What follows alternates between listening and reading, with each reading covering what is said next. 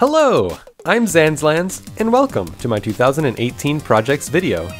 Before I get into what my 2018 plans are, let's see how my plans went from last year, and what projects I worked on throughout 2017. This first part sort of adds a narrative to the 2017 recap post I made, so if you want the details of what I did last year, check out that post. So for the first part of 2017, I was back at university. One of the first projects I worked on was Fynnland. I once again got the pleasure to work with a talented pixel artist friend of mine, Pick, and a talented music friend of mine, Gap. We released a demo of Fynnland in May, and you can play it online, or watch the trailer video to get an idea of what the game is about. Anyway, after the demo was released, everyone was super supportive and positive about the game, so later in the year, we both decided that we're going to keep working on it. Although progress became slower after that, we now have a much better idea of where we're taking the game in the future. Around that same time, I was working on Frisbio, that multiplayer disc game I teased last year. It's kind of unfortunate, but there were actually some issues with the specifics of the gameplay, so the project was kind of pushed aside for more important things until I could figure out how to make the game more fun. Besides, before I knew it, it was summertime. I received an email offering an internship at a startup game development company, where I got to work alongside some friends I knew. It was honestly the best job opportunity I could ask for, so for a few months I worked as a programmer intern. A side effect was that I had hardly any time to work on Zanzlanz related things over the summer, but I did turn 21. And throughout the year I still worked away on the Mindblocks update 1.29. I really wanted to release a new version, but there was just too much to do. I'm currently recoding every single one of the mobs, completely from scratch.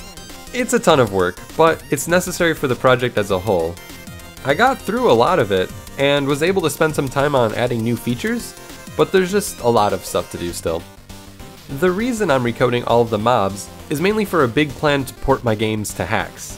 As some of you know, Flash will no longer be supported by default on your browser after the year 2020. But thankfully in 2017, I actually made major progress with learning Haxe. I started building a game engine in it for my future projects, and I learned how to port my older games to Haxe pretty easily. I was even able to get a working version of Spike Tower running in JavaScript and C++ thanks to Haxe. In the end, Haxe is definitely the next step, and learning it last year was really important for the future of my games. That's about it in terms of game-related stuff last year. As for music, I released 2 new tracks, Hexagon and On, and Let's Do It. Hexagon and On is an 8-minute chiptune track that I released everywhere, including Spotify and iTunes and all that stuff. Then I started working on 2 new albums, one for chiptunes and one for dubsteps. Last year, this channel surpassed 10,000 subscribers. That's like, if every subscriber was a jelly bean, it would fill a jar up with 10,000 jelly beans. Thank you so much for subscribing, guys. Well, that's an overview of 2017. It was definitely a busy year with lots of learning, but not a whole lot of releases. Now let's see what my projects are for 2018. Here are the projects I'd love to work on. The first project of the year is to continue working on Fynnland. In particular, my goal is to reach a state in development where most of the main gameplay is implemented, so Pick and I can then pour our ideas into the game to make it as good as we imagined it. Since I'll be graduating university this year, it's important we're in a good spot to work remotely rather than in person. In the meantime, the second project I've been working on since early December is called RettoBot. You have no doubt heard of cryptocurrencies, like Bitcoin, but if you haven't, then maybe you know about stocks or the fact that the price of gold changes over time. People all over the world are traders over these markets, meaning they buy and sell these currencies in order to make money. One technique people use to make money is to trade using a bot.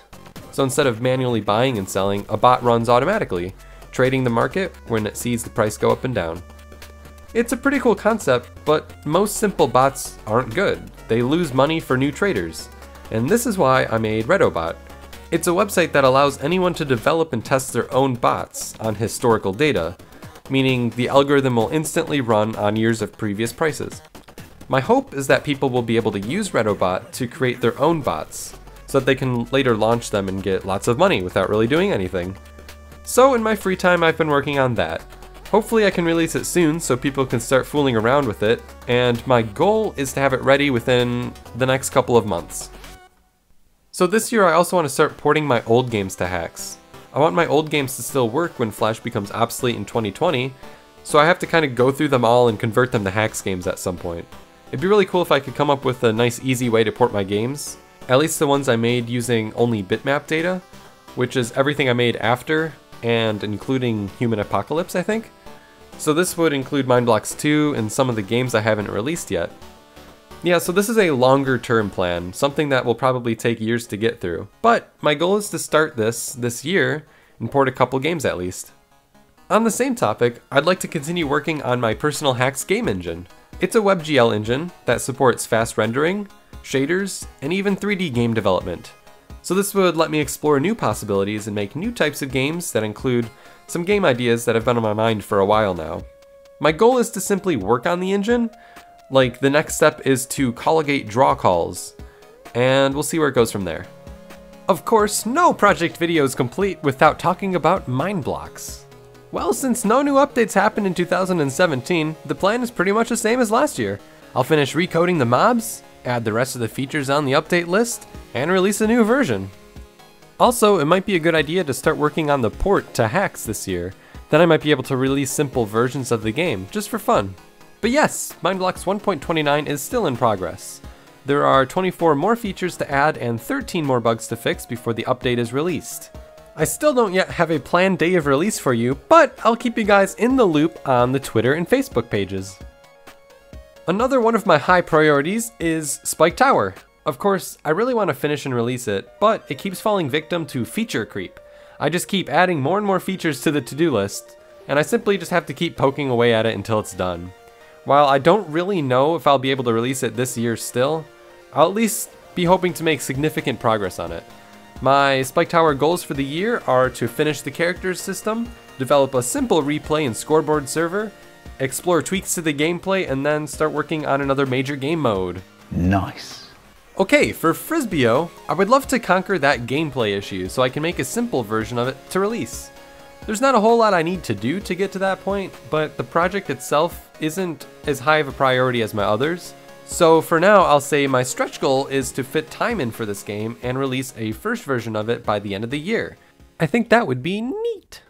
So that's about it for my game development plans, but I also have some plans for music. My main actual goal is to release that SpongeBob remix I've been slowly making for the past few years. I just really want to have that out there. And then I also really want to continue working on my chiptunes album and dubstep album. I don't really plan on finishing either of those this year because I want to spend more time making games, but I'll work on them. The final project I'm experimenting with is maybe a new website design. I would love for my website to be kept up to date and grow as my projects grow. So a redesign would support new game formats, experiments, my music, and even viewing on mobile. I'm hoping to work on that over time, but I don't think that a full redesign will be released this year. So yeah, those are my projects. I think this year in general is going to be pretty unpredictable. I mean, I'm not sure which projects will make the most progress or where everything will go as the year progresses, but what's really cool is that there are a ton of possibilities and opportunities this year. Alright, so links to pretty much everything I've talked about in this video will be in the description. And if you want more details about what I worked on last year, check out that 2017 recap post I wrote. If you want to visit my projects video from last year, check the video link to the left. If you're from the future, you can click on the next projects video for 2019 on the right. But who truly knows the mysteries of next year? Well, thanks for watching, guys. I hope you have a wonderful year.